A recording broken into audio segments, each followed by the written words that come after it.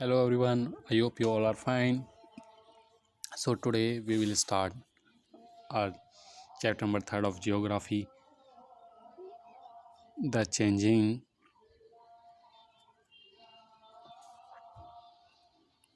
earth. So in this chapter we will discuss about our different earth movements. So as we know, in the ancient time, scientists believed that the position of the continent and oceans were fixed. In the course of time, it was discovered that the continents are constantly in a state of motion, moving at the rate of few centimeters per year. This movement happened due to the various changes that are constantly take place inside our dynamic Earth. In the year of 1912, a German meteorologist, basically meteorologist, those person who study about weather. So German meteorologist Alfred Wegener suggested the theory of continental drift. Continental continental drift. This theory printed in the year of 1922 in the German language. After this 1924 it published in a English language. In this theory he proposed that a millions of years ago, all land masses were joined together into a supercontinent. Means in the ancient time,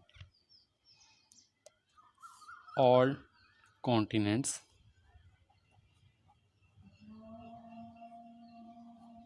joined with each other as a supercontinent. Supercontinent, which is called what is called Pangea, and this supercontinent or Pangea covered by water from all the sides, means oceans or sea at on all the sides. This water is called Panthalassa. Okay, so next is the Wegener's theory was improved upon by adding the idea of sea floor separating.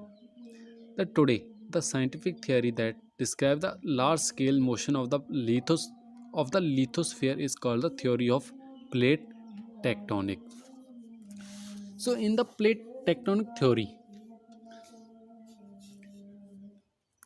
we assume that the earth crust consists of lithosphere or a tectonic plate. So in the plate tectonic, there's seven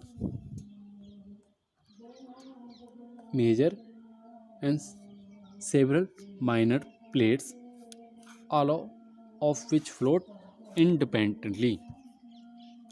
The rate of movement of the plates is extremely slow, about a few millimeters per year.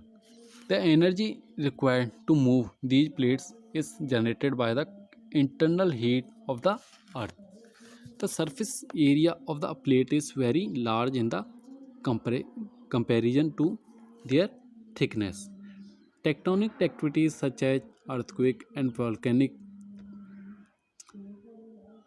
occur along the plate margins. The plate are in the state of constant motions. The movement of the lithospheric plate causes various changes on the surface of the earth. The different type of movement of the plate are due to the various forces acting on it. On the basis of their source of origin, these forces are divided into two broad categories. First one is endogenic forces. First one is endogenic forces. Endogenic forces. Second is exogenic forces. As name suggests that the forces which originate from within the earth, means जो अर्थ के अंदर ही जो forces काम करती हैं उसको endogenic forces कहते हैं. The forces which originate on the surface of the earth are called exogenic forces. So the endogenic forces can produce sudden or a slow movement or both. These forces also cause horizontal and vertical movement. So earth movements, the forces that affect the earth crust. First one is endogenic forces and second is exogenic forces. So in the endogenic forces, sudden forces, we can further divide into two parts: sudden forces and diastrophic forces. In the sudden forces like volcanic eruption, earthquake, landslides, etc. In the diastrophic forces, we can also say that these are slow forces like mountain buildings. Next is erosional and depositional work by river, wind, glaciers, sea waves, and etc. These movements give rise to a variety of relief features. The sudden movement are experienced through volcanic eruptions, earthquake, and landslides. So next is volcanoes. Okay. So we discussed little bit in the previous chapter. A volcano is a opening or vent in the earth crust which allows hot magma, rock particles, volcanic ash, steam and gases to escape from the below the surface of the earth. If the volcanic eruption happened due to be through a long crack, it is known as a fissure eruption. The conical mountain is formed when the erupted material collects around the vent. The vent is connected to the Earth's interior by narrow pipe.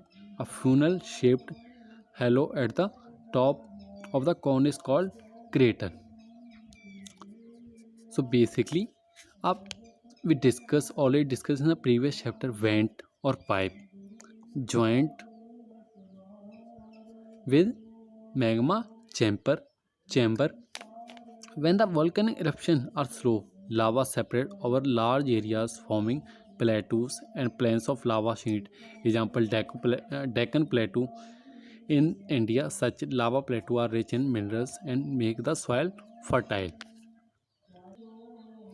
So now we make a diagram of volcano.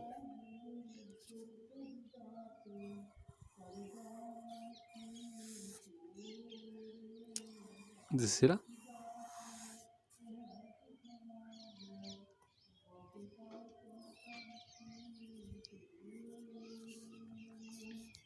basically this point known as a crater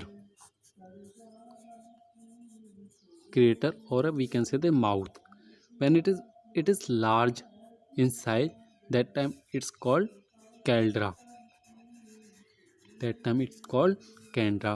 So this pipe is known as a vent. Okay, so this is a molten material. When it is in an interior part, it's called magma. When it comes out on Earth's surface, it is called everyone, very well, lava.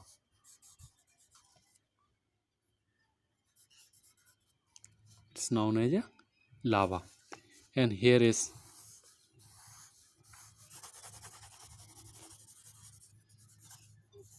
this all part is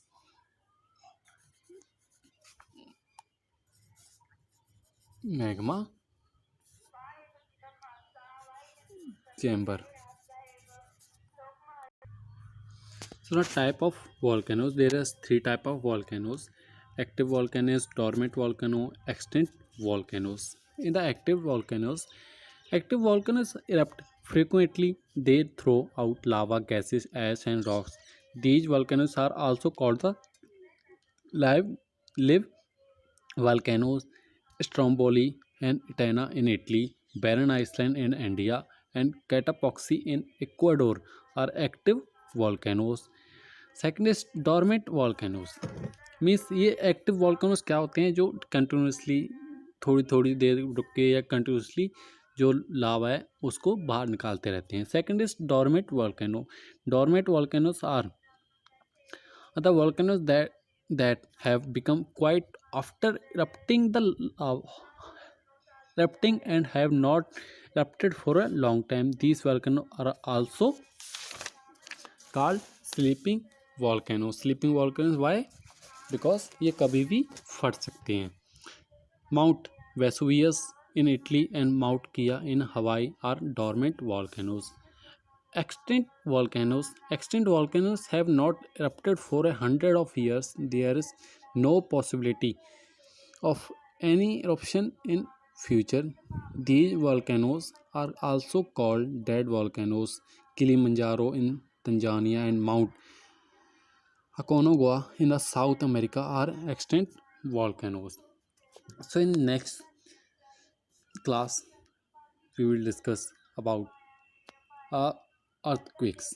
Okay, take care.